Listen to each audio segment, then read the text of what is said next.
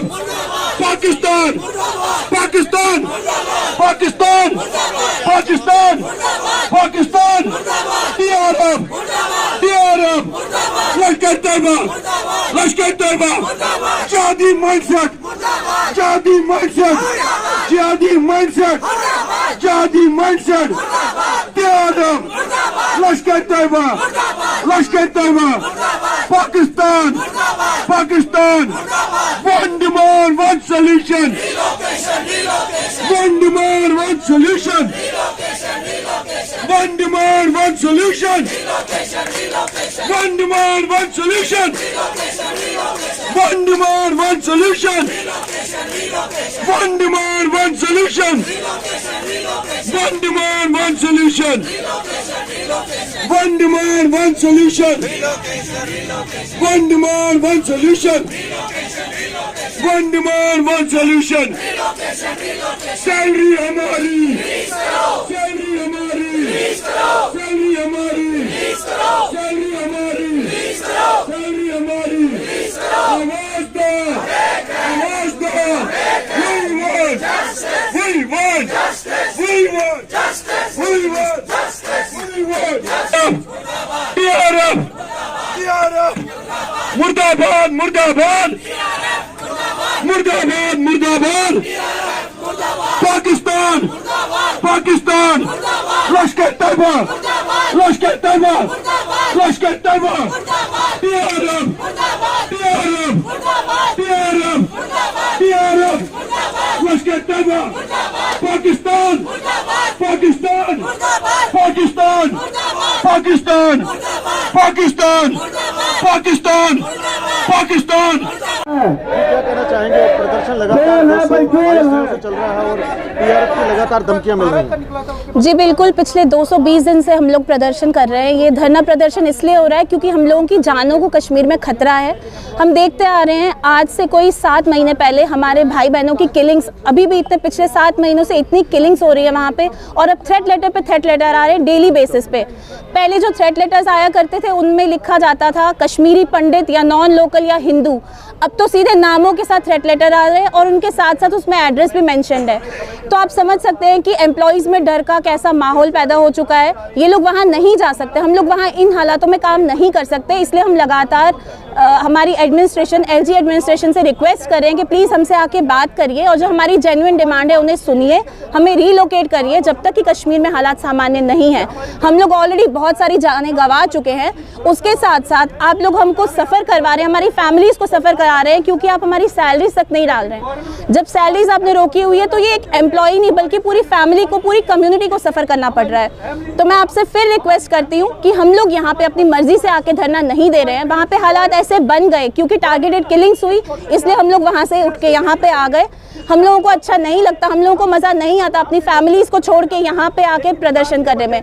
Please please हम लोगों की सैलरी रिलीज़ कर दी जाए जल्द से जल्द, और उसके बाद हम लोगों का जो एक सिंगल डिमांड है रीलोकेशन, जब तक कि कश्मीर में हालात ठीक नहीं हो जाते जम्मू रीलोकेट कर दीजिए ताकि हमारी जानें बच पाए। ऑलरेडी जितनी जानें गंवा चुके हैं उतना काफ़ी है, इससे एक्स्ट्रा हम और जानों को नहीं गंवा सकते। इसलिए मेरी रिक्वेस्ट है प्लीज़ हमारी डिमांड सुन ली जाए। जी देखिए, लगभग मैक्सिमम लोगों की जो 3-4 महीने की सैलरी पेंडिंग है। कुछ एम्प्लॉयज़ ऐसे हैं जिनकी 7 महीने से भी सैलरीज पेंडिंग है क्योंकि ऑर्डर निकाला गया था जब तक कि आप बायोमेट्रिक अटेंडेंस नहीं करेंगे तब तक आपकी सैलरी नहीं आएगी। क्या लगता है आपको इन हालातों में आपको वहाँ पर जाके बायोमेट्रिक अटेंडेंस देना पड़ेगा? देखिए सर, मैं कहना चाहती हूँ कि हम लोगों का सैंडविच बन चुका है, हम लोग बीच पे सफ़र करें। जेनोसाइड के विक्टिम्स भी हम हैं, हमेशा हमने सफ़र किया और इस टाइम पे सरकार भी हमें ही सफ़र करा रहे हैं। उन्हें हमारी तरफ सिंपैथी दिखानी चाहिए क्योंकि हम लोग ऑलरेडी बहुत कुछ गंवा चुके हैं। एक बार सिंपैथी की नज़र से देखना चाहिए कि इन लोगों की सैलरी तो एटलीस्ट रिलीज़ हो, क्योंकि हम वहाँ पे अटेंडेंस नहीं लगा सकते और इस टाइम पे वहाँ जाके काम नहीं कर सकते। Thank you. हम हमारा हक मांगते हैं। 222 दिनों से प्रदर्शन करते हुए नजर आ रहे हैं। सैलरी हमारी। जी देखिए, 222 दिन से हम लोग धरना प्रदर्शन कर रहे हैं कि हमें घाटी में जान का खतरा है। लगातार वहाँ पे टारगेट किलिंग्स बहुत ज़्यादा हुई थी और उसके बाद थ्रेट लेटर्स भी लगातार आ रही है। ये जो आपने रिसेंटली थ्रेट लेटर देखी होगी उसमें क्लियरली मेंशन किया गया है कि उनके टारगेट पे पीएम पैकेज एम्प्लॉयज़ है। पीएम पैकेज एम्प्लॉयज़ को वो डे 1 से लगातार चेज कर रहे हैं मई 12 के बाद, और उन्होंने किलिंग्स भी की। अगर हम लोग यहाँ नहीं होते शायद कितनी ज़्यादा और किलिंग्स हो सकती थी वहाँ पे। गवर्नमेंट को जो काम करना चाहिए था वो था ये मॉडल बस्ट करना, लेकिन अभी तक ऐसा कॉन्फिडेंस ही नहीं आया। आए दिन वो थ्रेट लेटर्स निकाल रहे हैं, एक हफ्ते में चौथी थ्रेट लेटर है ये, जिसमें बताया गया है, स्पेसिफिकली नाम भी मेंशन करते हैं, क्रेडेंशियल्स भी मेंशन करते हैं। तो गवर्नमेंट को ये समझना होगा कि हम अपने शौक से इस धरने पे नहीं बैठे हैं, हम मजबूरी के कारण अपनी जान को बचाने के लिए धरने पे बैठे हैं। आप हमारी सेवाएं यूटिलाइज कीजिए, जम्मू से कीजिए, लेकिन आपने सैलरीज क्यों बंद कर दी? आपने तो सैलरीज बंद कर दी, हमारी फैमिलीज़ की हार्डशिप बढ़ा दी। एट प्रेजेंट अगर कोई सॉल्यूशन है, आप एकदम से हमें यहाँ रिलोकेट कर दीजिए जम्मू में, उसके बाद जो हल होगा हम टेबल्स पे बैठ के एक विन विन सिचुएशन डेवलप करेंगे, एमिकेबल सॉल्यूशंस निकालेंगे। लेकिन आप ऐसे हमें धरने में बिठा के एक अच्छा मैसेज सिविल सोसाइटी में भी नहीं दे रहे हैं। जैसे कि आपने तस्वीरों में देखा किस तरह हाहाकार जो पीएम पैकेज के एम्प्लॉयज़ यानी कि प्रधानमंत्री योजना के तहत जो कश्मीर में सेवाएं दे रहे थे और लगातार रिलीफ कमिश्नर ऑफिस जम्मू में धरना प्रदर्शन पर है। वहाँ पे देखा जाए दूसरी तरफ देखा जाए तो पनामा चौक में जो all Jammu based reserve category है वो भी टारगेट किलिंग्स को लेकर जम्मू में प्लान कर चुके थे और लगातार 200 से ज़्यादा दिनों से लगातार प्रदर्शन किया जा रहा है। और सबसे बड़ी बात जो बीच में देखने को मिल रही है कि टीआरएफ की पिछले 15 दिनों में यानी कि आतंकी संगठन जो है टीआरएफ उसकी बात करूं तो लगातार 15 दिनों में चौथी बारी धमकी भरा पत्र उनको भेजा गया है, उनके नाम लिखे गए हैं और कहीं से साफ तौर पर यही कहा जा रहा है कि उनको मार दिया जाएगा। तो इसी सिलसिले में आज हमारे साथ मौजूद हैं अबे बकाया जो कि महासचिव हैं जम्मू कश्मीर के यूथ विंग के, युवा कार्यकर्ता हैं, अपनी पार्टी से हमारे साथ जुड़े हैं। आपका बहुत बहुत स्वागत है अबे जी। क्या कहेंगे, कैसे देखते हैं इन धमकियों को? लगातार 1989 में और 90 में भी मिलती रही है धमकियाँ और आज फिर से मिल रही हैं, कैसे देखते? 15 दिन में लगातार 4 धमकियां और जम्मू कश्मीर प्रशासन, केंद्र सरकार इस पर कुछ ठोस कदम उठाने को आएंगे या नहीं? देखिए, हमें तो बड़ा अफसोस हो रहा है। आज 220 दिन से ज़्यादा हो गए हैं जब से ये लोग यहाँ प्रोटेस्ट पे बैठे हैं, रिलीफ कमिश्नर के ऑफिस में बैठे हैं। जैसे आपने कहा अभी, बाकी कैटेगरी के लोग हमारे प्रेस क्लब में बैठे हुए हैं। ये प्रोटेस्ट क्यों कर रहे हैं? ये लोग वहाँ पे धमकाए गए, वहाँ पे इनके बीच के लोगों को दिन दिहाड़े उनके ऑफिस में गोली मार के हत्या कर दी गई। उस डर के माहौल से ये लोग वहाँ से भाग के आए हैं यहाँ पर और यहाँ ये प्रोटेस्ट कर रहे हैं और प्रोटेस्ट कर रहे हैं कि हमें सिक्योरिटी दी जाए। और आप देखिए, आप जैसे आप कह रहे हैं कि गवर्नमेंट की तरफ से अभी तक कोई पहल नहीं हो रही है। बड़े अफसोस की बात है, इतने दिन से ये लोग यहाँ पे बैठे हैं, वहाँ पे इनके एक के बाद एक इनके साथियों को गोली मार के हत्या कर दी जाती है। और जैसे आप टीआरएफ की लिस्ट की बात कर रहे हैं, लगातार 15 दिन में तीसरी लिस्ट आई है और ये लिस्ट जारी कौन कर रहा है? इनके नाम जारी किए जा रहे हैं। ये कहीं ना कहीं ये एक ब्रीच ऑफ सिक्योरिटी है। मैंने पिछली बार भी कहा था कि कहीं ना कहीं इस पे इंक्वायरी होनी चाहिए है। ये लिस्ट उनकी जारी कौन कर रहा है और जो बेखौफ ये लिस्ट निकाल रहे हैं, आप सोचिए जिनके नाम की लिस्ट निकल रही है उनके खौफ का माहौल, उनकी फैमिली को खौफ का माहौल कितना होगा। और उस खौफ के माहौल से ये लोग वहाँ से उठ के आए हैं, यहाँ ये प्रोटेस्ट कर रहे हैं और ये कह रहे हैं कि हमको सिक्योरिटी दी जाए सो दैट हम वापस जाके अपना काम कर सकें। ऐसे 12 साल हो गए इस पैकेज को शुरू हुए लोग वहाँ पे काम कर रहे थे, अच्छे भले मिल के काम कर रहे थे, अपनी प्रोडक्टिविटी दिखा रहे थे, उनकी फैमिलीज़ वहाँ पे थी, उन्होंने बच्चों को एडमिशन वहाँ पे करवाया था। बीच में हादसे हुए थे बट फिर जब माहौल सही हुआ ये वापस चले गए थे। आज ये वापस नहीं जा रहे हैं क्योंकि वहाँ पर खतरा है। आज चुन चुन के नाम लिए जा रहे हैं इनके और गवर्नमेंट बिल्कुल चुपचाप बैठी हुई है। और इस इनसेंसिटिव एडमिनिस्ट्रेशन की आप हद देखिए, ये लोग उस पर सैलरी बंद कर देते हैं। दिवाली तक इनको सैलरी नहीं दी और नया साल आने वाला है, उसके बाद भी सैलरी के बिना रहेंगे। किस बात की ये एडमिनिस्ट्रेशन बात करती है? किस बात पे एडमिनिस्ट्रेशन इतना शोर करती है कि हम लोग सहूलियत दे रहे हैं, सबका साथ सबका विकास की बात करती है ये एडमिनिस्ट्रेशन और ये गवर्नमेंट, और ये सबका साथ सबका विकास है। ये हाल बना के रख दिया इन लोगों का, जो वहाँ पे आप सिक्योरिटी नहीं दे पा रहे हो। एक सिटीजन को सिक्योरिटी देना गवर्नमेंट का दायित्व है और इनका ये फंडामेंटल राइट है इनका। मैं बिल्कुल आप सही बोल रहे हैं। मैं ये जानना चाहूँगा आपसे, मेरी जनता जानना चाहती है कि जैसे कि आप सिक्योरिटी की बात कर रहे हैं तो हर एक को तो सिक्योरिटी नहीं मिल पाएगी ना। गवर्नमेंट अगर देगी तो जैसे कि एक सोसाइटी वहाँ पे बनाई गई थी, वैसू की बात करूँ, अलग अलग जगह क्वार्टर्स हैं, और अभी कुछ दिनों पहले की बात करूँ तो बांडीपुरा में भी विजिट किया उपराज्यपाल मनोज सिन्हा ने, उसका इंफ्रास्ट्रक्चर देखा, वहाँ का निरीक्षण किया उन्होंने जाकर, और जो ही निरीक्षण करते हैं और साथ ही में शाम को लेटर TRF की निकल आती है, कैसे देखते हैं इसको? देखिए, मैं यही बोल रहा हूँ, हम भी तो यही बोल रहे हैं, हम जानते हैं, हम समझ सकते हैं कि हर एक इंडिविजुअल को सिक्योरिटी देना पॉसिबल नहीं है, बट जो PM पैकेज में जो एम्प्लॉयमेंट जो गए थे लोग वहाँ पे, उनके लिए क्वार्टर्स बनाने की बात हुई थी। आज वो क्वार्टर्स क्यों नहीं बन पा रहे हैं? 8 साल तो बीजेपी सरकार को भी हो गए। आज 8 साल में इन लोगों के उस क्वार्टर्स को फास्ट ट्रैक पे क्यों नहीं बनाया? अगर वो वहाँ पे फास्ट ट्रैक पे बने होते, एक ही जगह ये लोग क्लस्टर में रहते, तो वहाँ पे सिक्योरिटी देना आसान था। अगर आज ऑफिस में जाना है तो ऑफिस में बस अरेंज की जा सकती है सिक्योरिटी के साथ।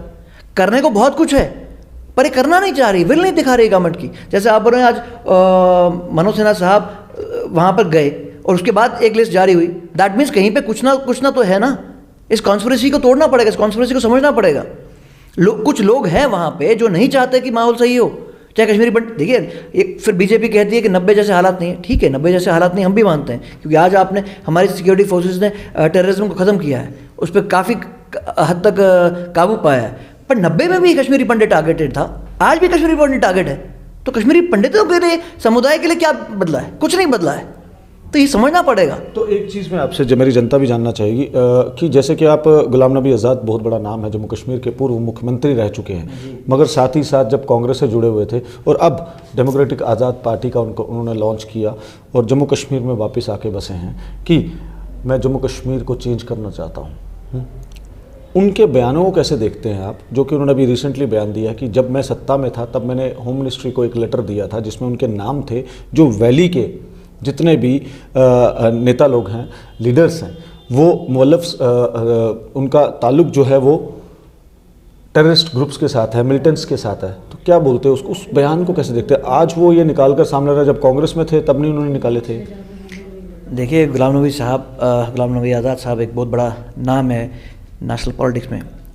उनके बयान पर मैं टिप्पणी नहीं करना चाहूँगा, बट ये जो सेंसिटिव इशू पे उन्होंने बात की है उस पर ज़रूर मैं बात करना चाहूँगा। जो उन्होंने कहा कि मैंने एक लिस्ट दी कुछ नेताओं की जिनका टेररिस्ट लिंक था। अगर लिस्ट उन्होंने तब दी जब वो CM थे, वो एक पावरफुल CM थे। यहाँ पर जब वो CM थे तो मेरे ख्याल सारी पावर्स उनके पास थी, तो उनको किसने रोका था कि उन पर एक्शन ना लें? वो तो अपने तौर पर एक्शन ले सकते थे। और तब उन्होंने इस बात पे सबने पब्लिक नहीं किया, तब कोई एक्शन नहीं लिया। आज इतनी देर के बाद जब वो अपनी एक नई शुरुआत कर रहे हैं, नई पॉलिटिकल पार्टी बनाकर वो कर रहे हैं, क्या ये वोट पॉलिटिक्स है? आज क्यों? मैं सिर्फ इसी बात को यहीं पे ख़त्म करूँगा, आज क्यों? तब उनके पास सब कुछ पावर्स थी, वो कुछ भी एक्शन ले सकते थे उनके पास, अगर उनके पास इतना प्रूफ था। नहीं, इसमें तो आपके नेता भी कश्मीर घाटी से आते हैं, अल्ताफ बुखारी जी, बहुत बड़ा नाम वो भी हैं जम्मू कश्मीर की हिस्ट्री में। तो क्या उनके ऊपर भी सवाल निशान नहीं उठा लिए कहीं? उनके ऊपर सवाल निशान क्यों? देखिए, आप नहीं, उन्होंने तो कश्मीर वैली के नेताओं की बात की ना, उसमें तो अल्ताफ बुखारी जी भी आते हैं। मैंने तभी ये कहा कि अगर उन्होंने आपने एक बोल दिया कि जी नेता थे, या तो आप एक्सप्लेन कीजिए, अगर आपका है कि नाम दीजिए उनका। अब आप छुपा किस ले रहे हैं? आप एक ही पेंट से सबको नहीं, एक ही ब्रश से सबको पेंट नहीं कर सकते। आपने बोल दिया ऐसे बिना बात के अपने आप की पब्लिसिटी लेने के लिए, ये गलत बात है। अब ऐसा नहीं करना चाहिए। उनके कद के नेता को ऐसी बात नहीं करनी चाहिए। अगर उनके पास ऐसे कुछ सबूत थे या तो तब प्रूफ करते, या अगर आज कुछ सबूत हैं तो सबूत के साथ उनके नाम दीजिए। ऐसे हर एक बंदे के साथ या हर एक नेता के खिलाफ ना बात करें। तो आखिर में PM पैकेज एम्प्लॉयज़ और कहीं ना कहीं जम्मू कश्मीर में अब प्रदर्शनों का शहर बन चुका है।